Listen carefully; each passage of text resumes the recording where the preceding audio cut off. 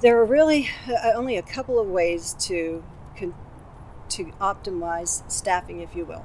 One is to absolutely staff to the peak. So if you have those peaks and valleys in the number of patients that you care for in any given area of a hospital, and you peak to the optimal. So if your capacity tops out, let's say, at 35 patients, and if you're always staffed at 35 patients, then you're going to be able to optimize that patient ratio no matter what, because you always have enough nurses, enough resources to care for those patients. But we know that absolutely is not the true reality of what's going on in our healthcare organizations. For the most part, you may have those peaks and valleys, and on a day you have 35, the next day you have 27, the next day you may have 32, and the next day 16. That is maybe a very typical picture of what you're seeing. So what we do mostly in healthcare is staff to the average, if you will, the average census. So if you have an average census here, you can have your patients, your nurses caring for patients at a number below that line or above that line.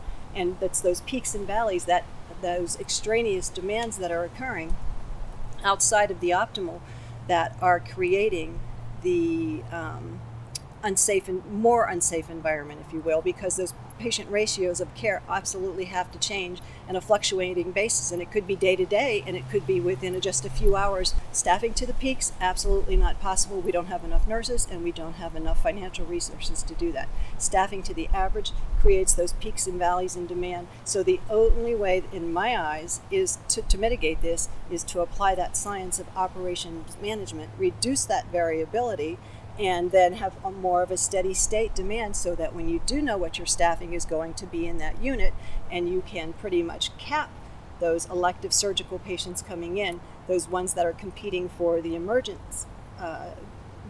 demand on those beds, and understanding then better able to match your capacity and demand, then you're going to have more steady state staffing and obviously better patient care ratios, and placing those patients into a safer environment for nurses that can confidently care for those patients, because they know that they're not going to have those stressful peaks and valleys.